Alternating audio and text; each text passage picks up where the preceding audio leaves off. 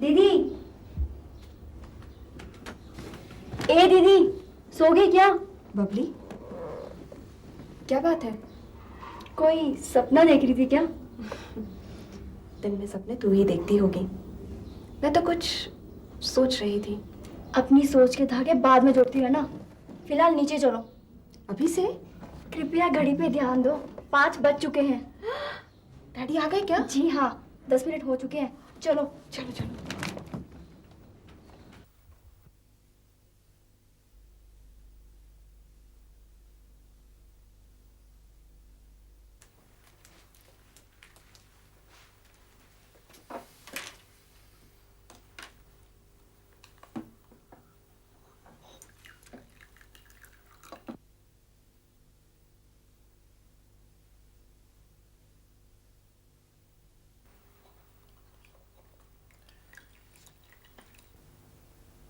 क्या बात है डैडी?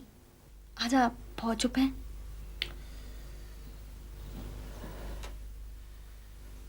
मेरा ट्रांसफर हो गया है। कहाँ? श्रीनगर।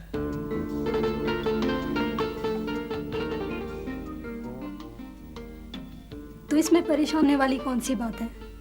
कश्मीर तो आपका घर है। जिसे आप 25 साल पहले छोड़ आए थे।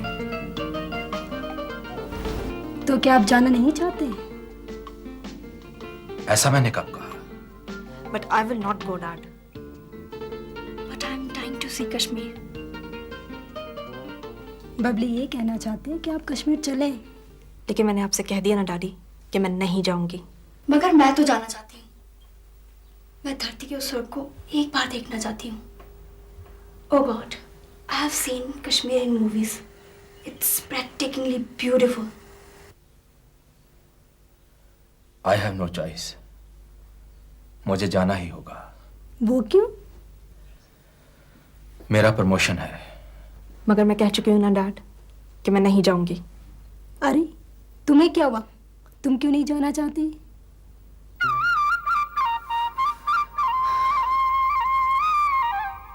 तुम समझती क्यों नहीं सीमा? मैं तुम्हारे बगैर जिंदा नहीं रह सकता। Leave this cheap romanticism Mahesh. हम दोनों में से कोई भी एक दूसरे के लिए ऑक्सीजन नहीं है और हम दोनों एक दूसरे के बगैर जिंदा रह सकते हैं। ये तुम किस तरह कह सकती हो? इसलिए क्योंकि मैंने दुनिया देखी है। ठीक है, हमें साथ रहना पसंद है और साथ घूमना भी पसंद है, लेकिन जीने मरने की बातें जिंदगी इससे बहुत आगे की चीज है। तुम नहीं जानती सीमा, मैं तुमसे बहुत प्यार करता हूँ। जो प्यार करते हैं वो दावे नहीं दिया करते।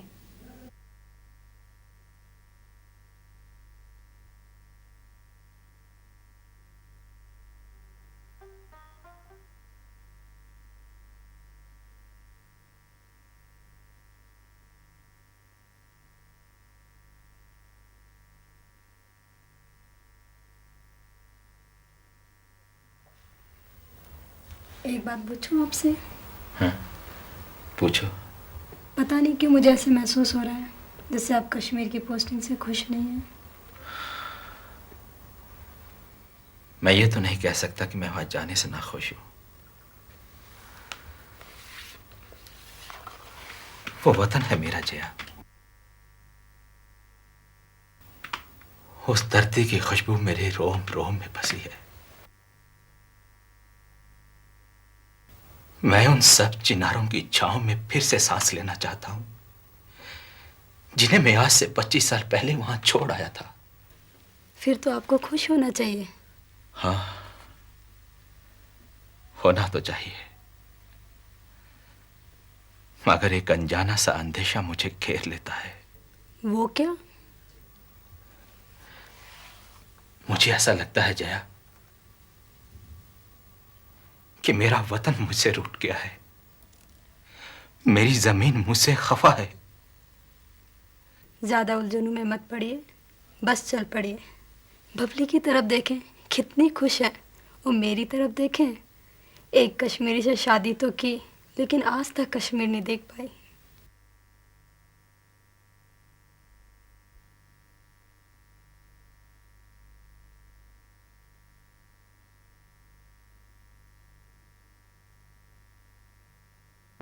तो तुमने फिर कश्मीर जाने का फैसला कर ही लिया?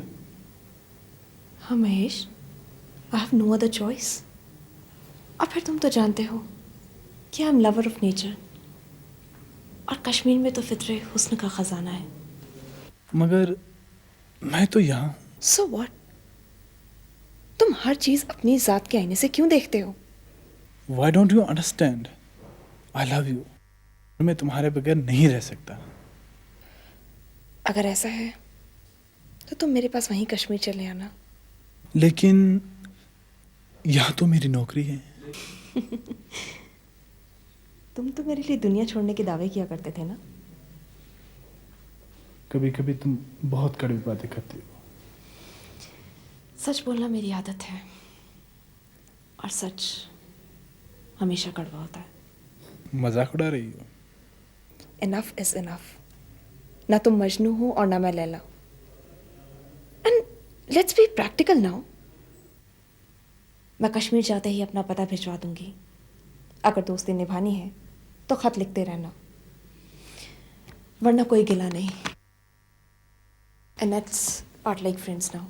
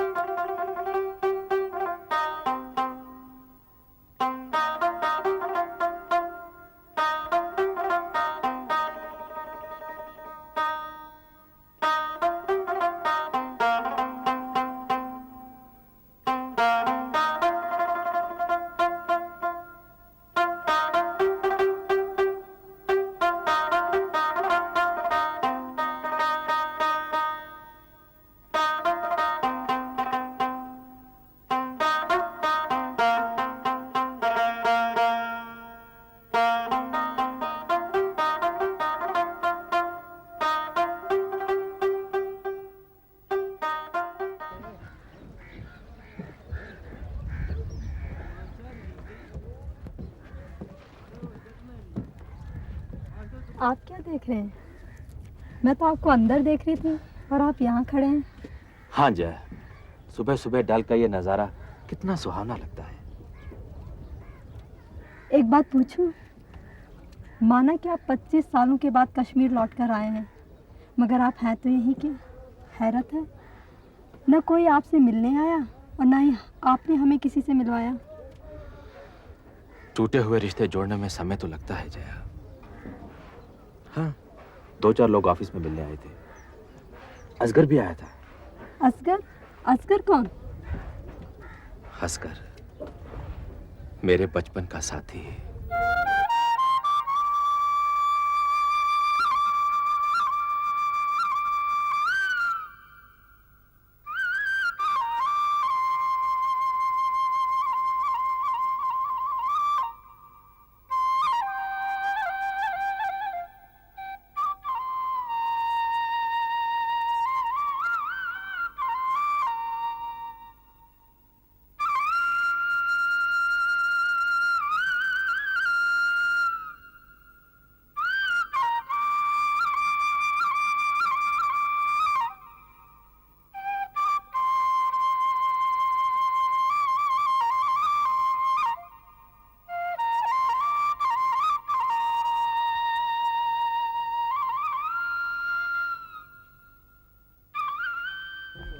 इम्तिहान भी हो गया, पास भी हो गए हम दोनों। अब बोल यार, क्या करना है? मैं क्या बोल सकता हूँ? पहले तो माँ बाप की कमाई पर ऐश करते रहे, मगर असली इम्तिहान का वक्त तो अब आया है। कैसा इम्तिहान? जिंदगी का इम्तिहान। नौकरी मिलती भी है या नहीं, अगर मिलती है तो किन हालात में मिलती है और कहाँ मिलती है, इन सब सवालों के जवाब मिलते ही आगे की सोची जा सकती है। फिर भी कुछ तो सोचा होगा। किस्मत ने साथ दिया तो बैंक में नौकरी करूंगा। और तुमने क्या सोचा है? मैं तो यार एक ही काम के लिए पैदा हुआ हूँ, वो है पुलिस की नौकरी। अगर मिल गई तो ठीक, नहीं तो मैं गुंडागर्दी करूंगा। क्यों मजाक करता है? मैं सच कह रहा हूँ यार, आज के हालात में सुखी सिर्फ वो रह सकता है जिसके हाथ में डंडा हो। अच्छा छोड़, मैं कल गांव जा रहा हूँ। वापस कब आएगा? पता नहीं।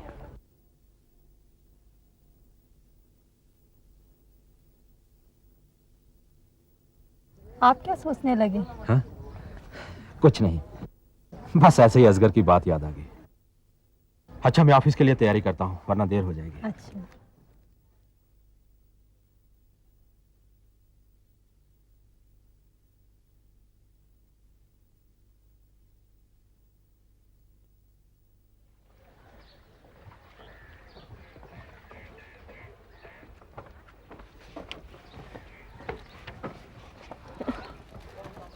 दीदी, आपने मम्मी से बात की? हाँ की थी, मगर डैडी हमेशा चुप रहते हैं। क्यों? डैडी क्यों चुप रहते हैं? काश मुझे मालूम होता। ठीक है, डैडी ऑफिस से लौटाएं तो मैं बात करूंगी। You can try. अच्छा दीदी, सुना है डैडी का गांव बहुत खूबसूरत है? हाँ, बहुत खूबसूरत है। वहाँ पर एक फॉल है, एरावल फॉल। सुना है एरावल में एक डाक बंगला भी है, मैं तो वही जा जाऊंगी। तुम लोग गांव में रहना। मगर डैडी मान जाए तब ना। मान जाएंगे, पर दीदी हम लोग वहाँ जाएंगे कैसे? टैक्सी से? अरे हाँ दीदी, आपने एक बात नोट की क्या? वो जो टैक्सी वाला था जो हमें एयरपोर्ट से लाया था। हाँ हाँ, क्या हुआ उसे? वो हमारे हाउस बोट के आसपास ही रहता है। अपनी हाउस बोट के आसपास? ना तो ये कोई ताजमहल है और ना ही कोई लाल किला, फिर वो यहाँ क्यों आता है? तुम जो है हाउस बोट में। देखो, ज्यादा बकवास करोगे बहुत मारूंगी। सच दीदी, वो तुम पे मर मिटा है। एयरपोर्ट आए थे तो देखा नहीं कैसे देख रहा था तुम्हारी तरफ। बबली, कुछ लोगों की आदत होती है घूर घूर के देखने की। नहीं दीदी, वो कोई सड़क छाप रोमियो नहीं है। मैं भी तो थी वहाँ पे, एक बार भी उसने मेरी तरफ नहीं देखा। मैं इतनी बुरी भी तो नहीं हूँ, क्यों दीदी? You are very cute my darling. लेकिन एक बात है। वो क्या? पता नहीं क्यों मुझे वो चेहरा कुछ जाना पहचाना सा लगता है।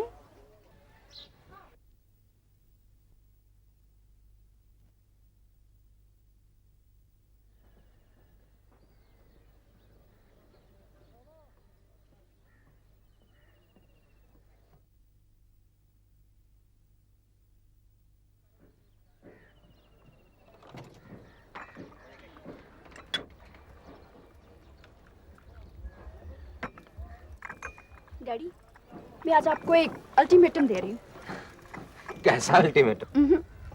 पहले आप हाँ करें, फिर बताऊंगी। दीदी, आप मेरे साथ हैं ना? और मम्मी, मम्मी को तो मेरा साथ देना ही होगा। बेटा, सभी तुम्हारे साथ हैं, तो मैं कैसे इनकार कर सकता हूँ? वंडरफुल। क्यों दीदी, माना ना? मुझे भी तो बता, बात क्या है? एक्चुअली हम लोग मिलकर डैडी के गांव जाना चाहते हैं। वहां किसके पास जाओगे तुम?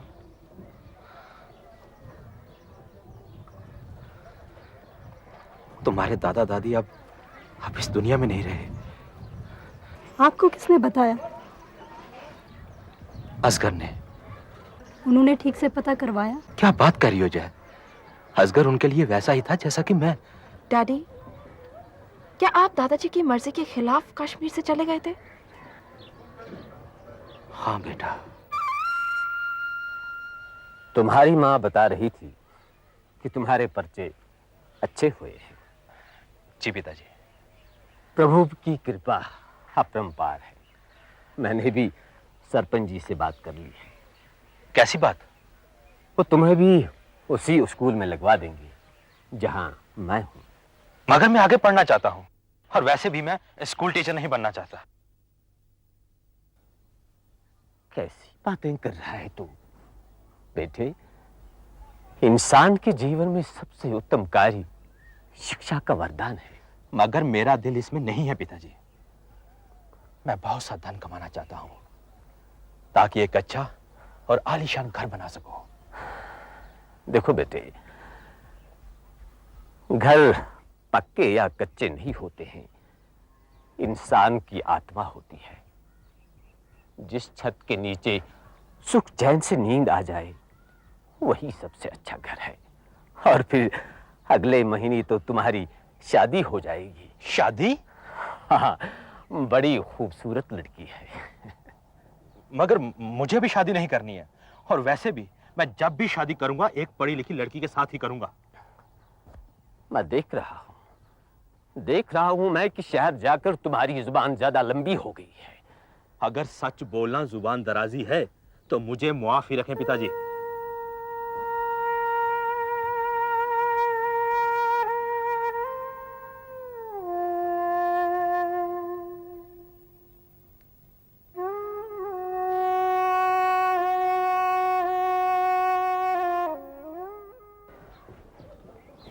मैंने सुबह माताजी और पिताजी के बारे में आपसे पूछा था तो आप टाल गए।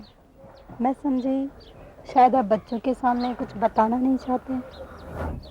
बात सिर्फ इतनी सी है जया कि मैं बिना बताए घर छोड़कर चला गया था, और फिर दिल्ली में तुम्हारे पिताजी की मदद से मुझे नौकरी मिली।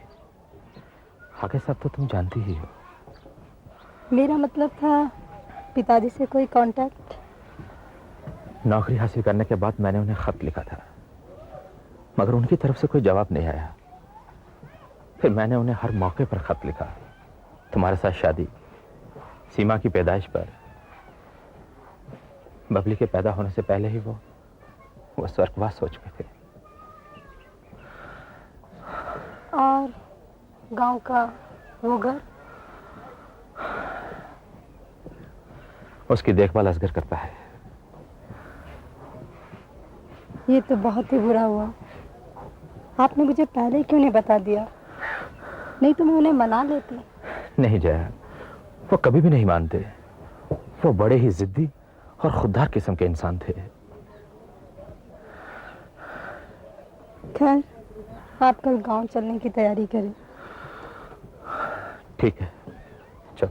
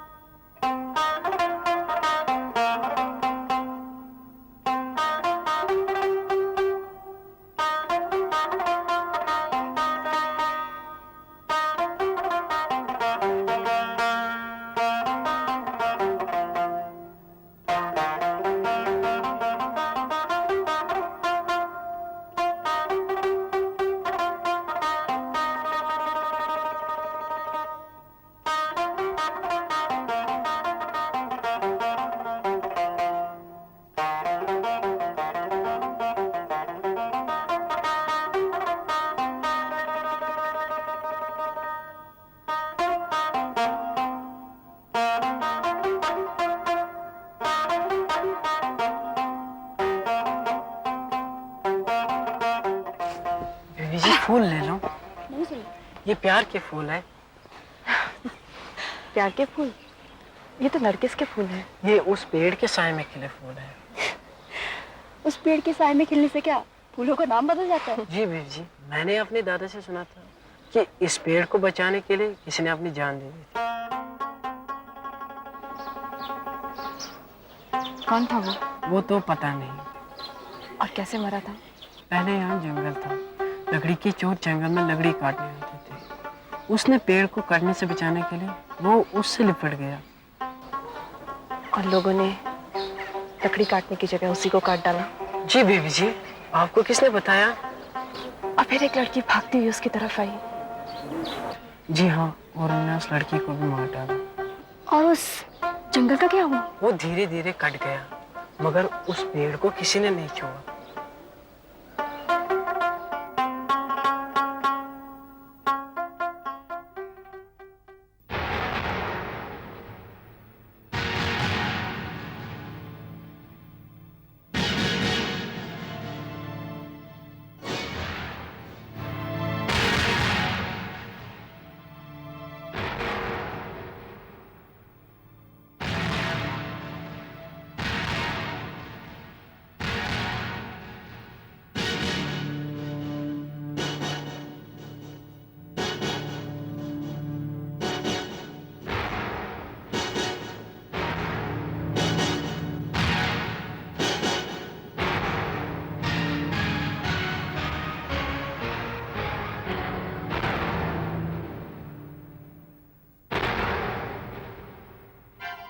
तो क्या अब आप लोग इस पेड़ को नहीं काटते?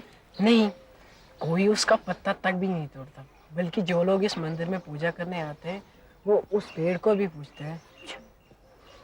तुम्हें उस लड़की या लड़के का नाम मालूम है? वो तो नहीं पता। फूल ले लो बीबी जी। ये रख लो। 100 रुपए? मेरे पास तो बहुत कम फूल है। कोई बात नहीं, तुम ये सब रख लो और ये सारे फूल मुझे दे दो। मेरे पास रोजगार ही नहीं है। ये सब फूल ले लो और मुझे 5 रुपए दे दो। कोई बात नहीं, तुम सारे पैसे रख लो।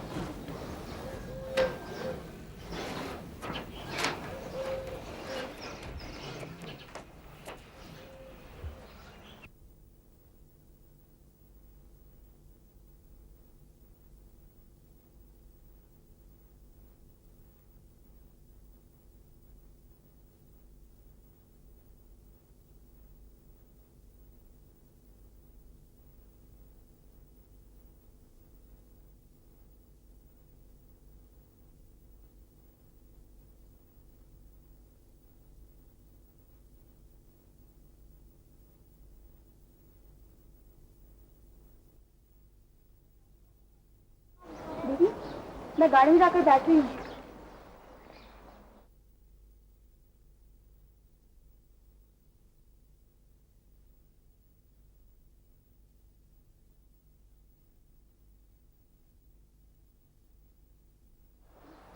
आपकी पूजा हो गई? हाँ।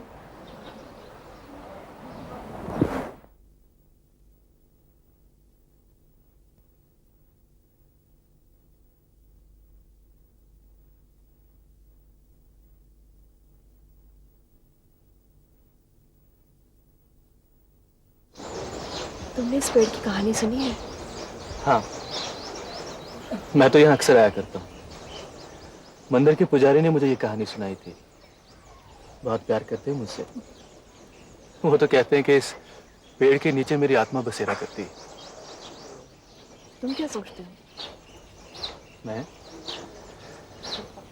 मुझे तो इस पेड़ के नीचे आके बहुत सुकून मिलता है। एक अजीब सी बात है। वो क्या?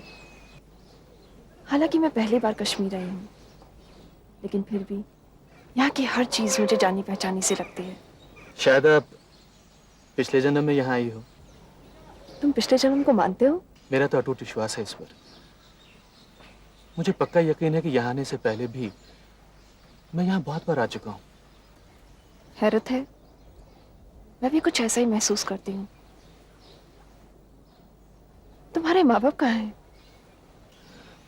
पता नहीं, क्या मतलब? जब से मैंने होश संभाला, अपने आप को एक अनाथालय में पाया था। कोई तो होगा। अनाथालय के इंचार्ज से खाली ये पता चला था, मेरे पिताजी ओमकार नाथ थे, जो किसी दफ्तर में काम करते थे। उनका देहांत तो तभी हो गया था जब मैं पेट में था, और मेरे जन्म के 2 महीने बाद मां भी चल बसी। तुम यतीम खाने कैसे पहुंचे? पता नहीं। फिर भी कोई तो होगा। हाँ, पूरे कश्मीर में तो मेरा एक ही रिश्तेदार है। वो कौन? हाजी अब्दुल करीम। हाजी अब्दुल करीम? हाँ, हाजी अब्दुल करीम। जब मैं 5 वर्ष का था, वो मुझे अनाथालय से घर ले आए। उन्होंने मुझे पढ़ाया लिखाया। कहाँ तक पढ़े हो तुम? BCom. Oh my God, BCom किया है और ये टैक्सी चलाना? सीमा जी, कोई काम अच्छा या बुरा नहीं होता, काम को करने का ढंग अच्छा या बुरा होता है। मेरा ये मतलब नहीं था। मैं तो बस यही जानना चाहती थी कि तुमने कोई अच्छी नौकरी क्यों नहीं करी। नौकरी? शायद इसलिए कि नौकरी मिली नहीं। ये टैक्सी भी मेरी नहीं है, अपने एक दोस्त की है, उसने चलाने के लिए दे रखी है। ठीक है, मैं पापा से तुम्हारे बारे में बात करूंगी कि वो तुम्हारे लिए कुछ करे। नहीं नहीं सीमा जी, रहने दीजिए। कहीं वो ऐसा ना समझ बैठे कि मैं ऐसी लालच में उनके साथ हूँ। नहीं नहीं, ऐसी कोई बात नहीं है। ठीक है, जैसी आपकी मर्जी।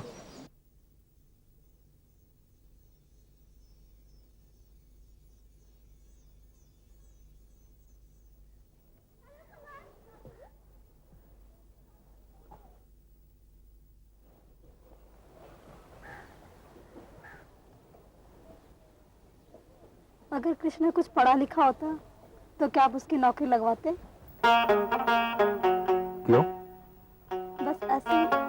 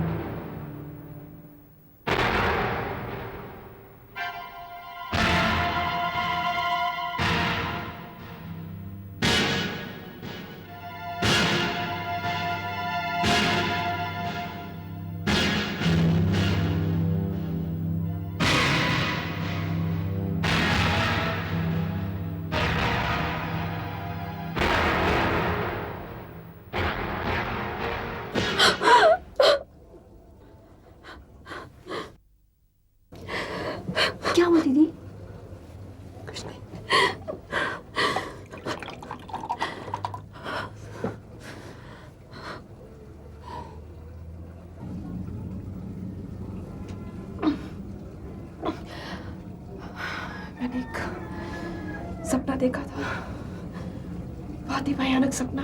सपना? कैसा सपना? अभी तो सो जा, सुबह उठ के बताऊंगी।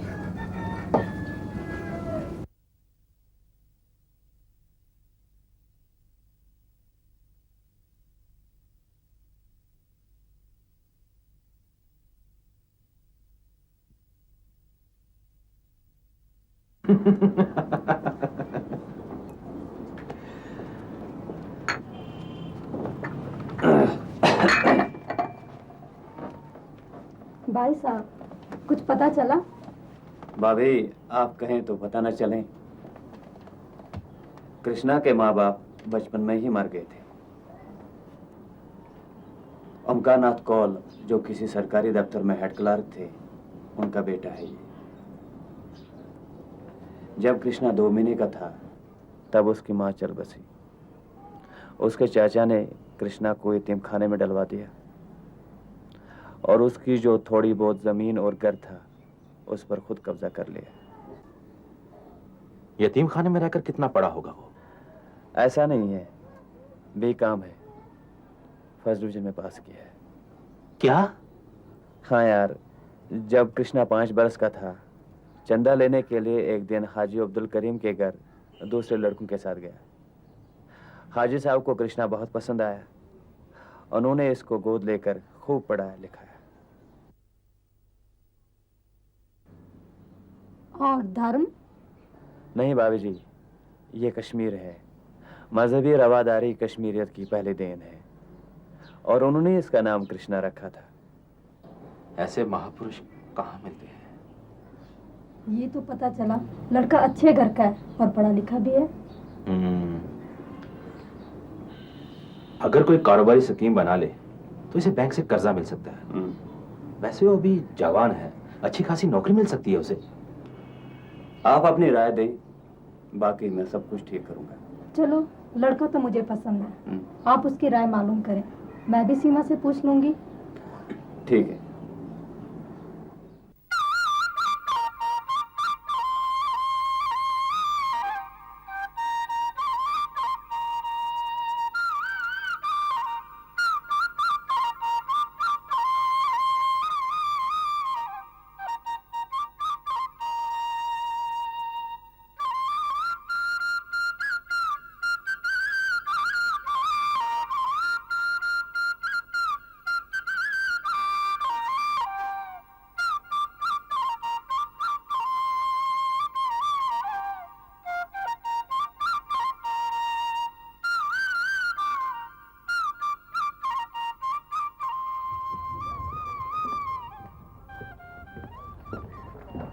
डैडी, मैं मंदिर जा रही हूँ। अच्छा, टैक्सी में ही जाना?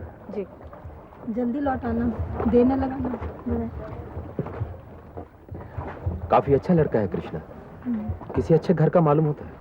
हाँ, और नौजवानों की तरह छिछोरा भी नहीं है।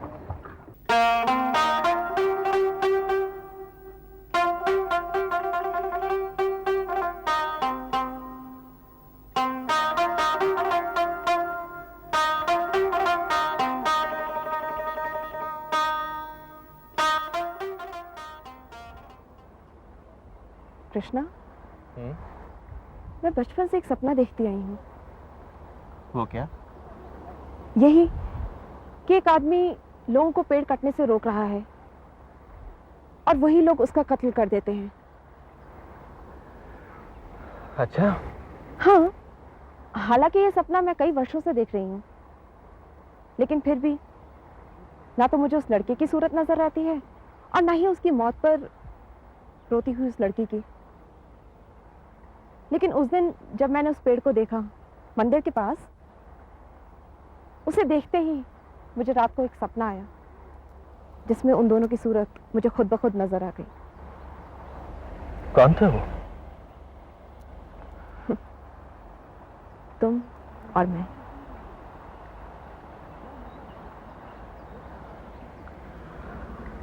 जानती हो सीमा, मुझे ऐसा लगता है जैसे पिछले जन्म में हमारा जरूर कोई साथ रहा होगा।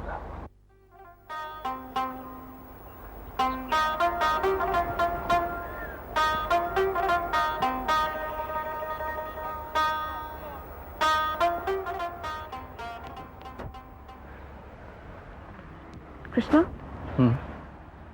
ये तुम कैसे कह सकते हो? हैरत की बात है सीमा, मैं भी पिछले कई वर्षों से ऐसा ही सपना देखता आया हूँ।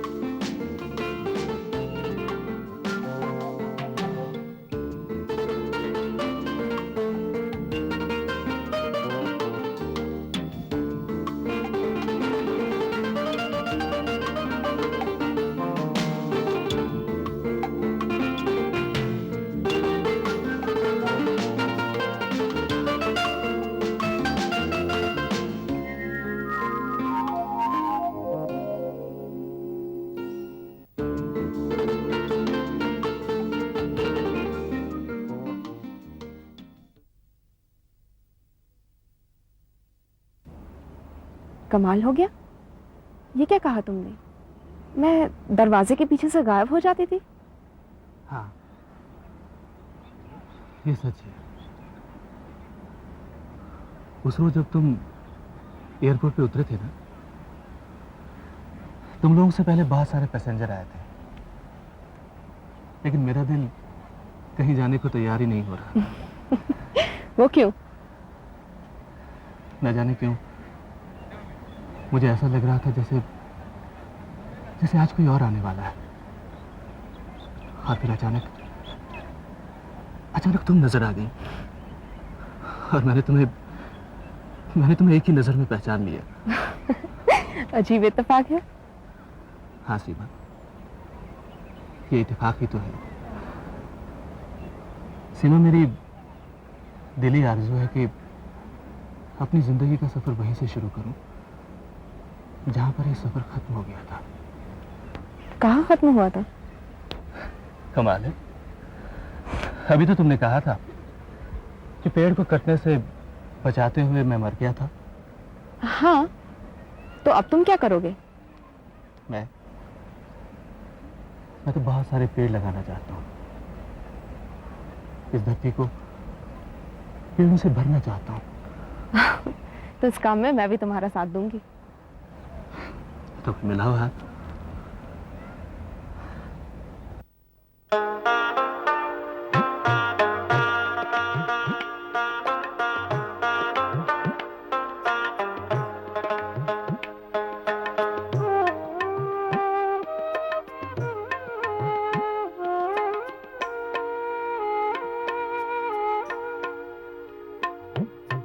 दर दिल पे कोई दस्तक, दर दिल पे कोई दस्तक देता है बार बार। वीरान गुलसितां में, वीरान गुलसितां में आई है फिर बहार। दर दिल पे कोई दस्तक, दर दिल पे कोई दस्तक।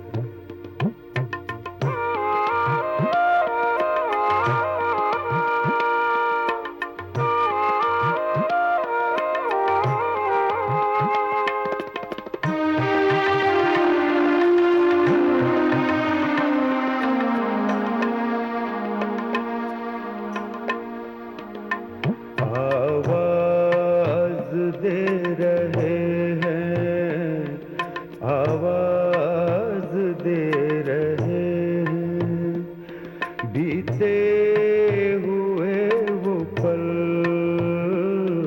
आवाज दे रहे हैं, बीते हुए वो पल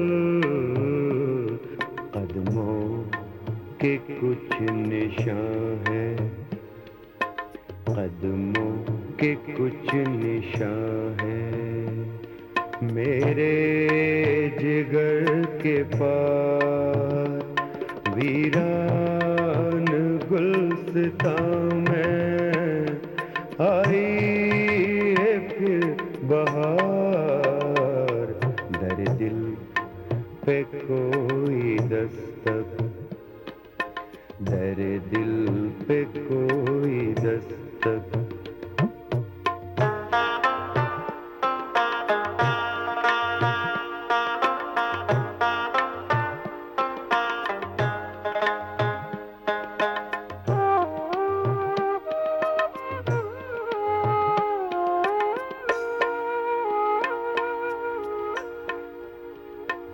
देखा तुम्हें तो जाना, देखा तुम्हें तो जाना, मेरी जिंदगी हो तुम। देखा तुम्हें तो जाना, मेरी जिंदगी हो तुम। यूं लग रहा है मुझको, यूं लग रहा है मुझको, था तेरा इंतजार। वीरान गुलसितां में आई है फिर बहार। दर दिल पे कोई दस्तक, दर दिल पे कोई दस्तक।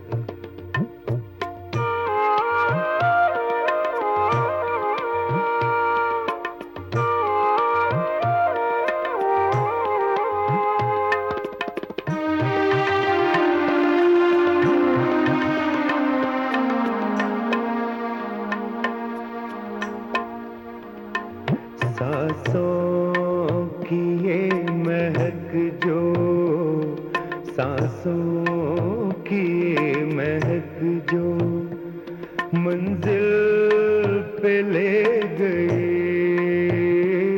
सांसों की ये महक जो मंजिल पे ले गई। मुझे अब पता चला है, मुझे अब पता चला है, मैं क्यों था बेकरार।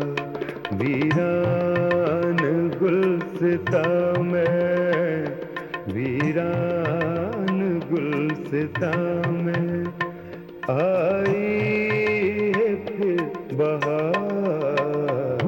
दर दिल पे कोई दस्तक, दर दिल पे कोई दस्तक, देता है बार बार। वीरान गुलसितां में, वीरान गुलसितां में आई है फिर बहार। दर दिल पे कोई दस्तक, दर दिल पे कोई दस्तक, दर दिल पे कोई दस्तक, दर दिल पे कोई दस्तक।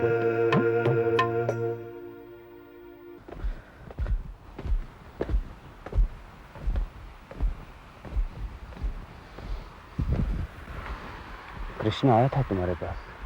हाँ, आया था।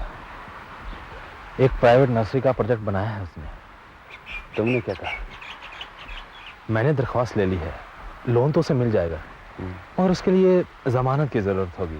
मैं बैंक मुलाजिम हूँ, इसलिए मैं तो नहीं दे सकता। वो कोई मसला नहीं यार, जमानत मैं भी दे सकता हूँ और हाजी साहब भी, क्योंकि उन्होंने उसको औलाद की तरह पाला है।